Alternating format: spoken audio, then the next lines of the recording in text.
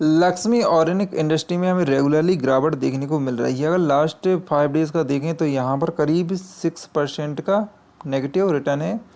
और यह गिरावट कहाँ तक हो सकती है, इस वीडियो में इसके बारे में कंप्लीट इन्फॉर्मेशन प्राप्त करेंगे।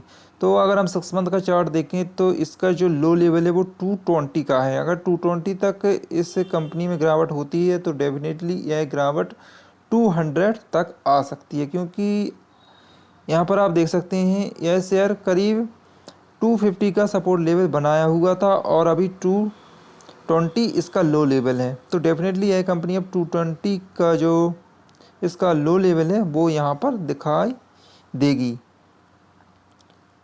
क्योंकि इस कंपनी का जो सेल्स है वो रेगुलरली डाउन हो रहा है और साथ ही साथ इसके जो प्रमोटर्स हैं वो भी कंपनी से एग्जिट कर रहे हैं। और जब किसी कंपनी के प्रमोटर कंपनी से एग्जिट करते हैं तो उस कंपनी में गिरावट होना एक स्वाभाविक सी बात है। ईयरली बेसिस पर इस कंपनी का डेटा पूरा नेगेटिव है और 1 ईयर में इस कंपनी में जिस भी इन्वेस्टर ने इन्वेस्टमेंट किया होगा उसको करीब 17% का नेगेटिव रिटर्न मिला हुआ होगा।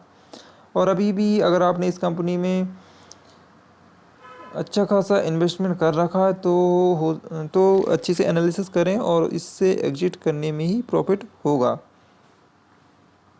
इसका जो फाइनेंशियल रिजल्ट है वो पूरा नेगेटिव है। यहाँ पर जो इसका रेवेन्यू है वो 733 करोड़ का है, नेट इनकम जो कि लास्ट ईयर के कंपैरिजन में 16% कम है, और नेट इनकम 24 करोड़ है जो कि लगभग 60% कम है लास्ट ईयर के कंपैरिजन में। ईपीएस भी 60% कम है, नेट प्रॉफिट मार्जिन भी बहुत ही ज़्यादा कम है। तो यहाँ पर इन बातों को आपको ध्यान में रखना है और इसका जो डेटा है उसी के अनुसार किसी भी कंपनी में इन्वेस्टमेंट करना चाहिए। तो यहाँ पर जो इसका डेटा है वो नेगेटिव है, तो इसका नेगेटिव डेटा को देखकर इस कंपनी में इन्वेस्टमेंट करने से बचना चाहिए।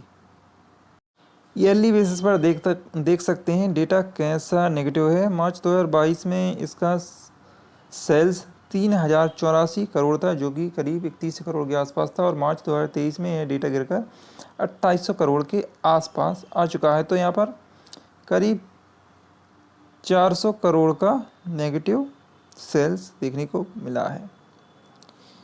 इसी के अकॉर्डिंग नेट प्रॉफिट भी 256 करोड़ से गिरकर 125 करोड़ पर आ चुका है। तो यहाँ पर आपको इन्हीं सब पॉइंटों को देखना होता है जब किसी कंपनी में इन्वेस्टमेंट करते हैं।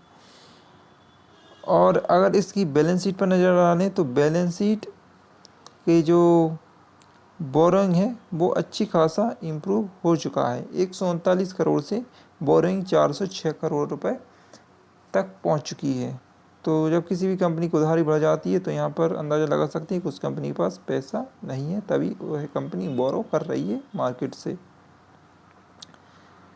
तो यहाँ पर मैंने आपको शॉर्ट इन्फॉर्मेशन दे दी है इस कंपनी में इन्वेस्टमेंट के पर्पज़ से। अगर आप इस कंपनी में इन्वेस्टमेंट करना चाहते हैं तो फ़िलहाल में अभी इन्वेस्टमेंट से बचें और किसी अच्छी कंपनी में इन्वेस्टमेंट का प्लान बनाएं। मिलते हैं अगली वीडियो में, तब तक के लिए गुड बाय।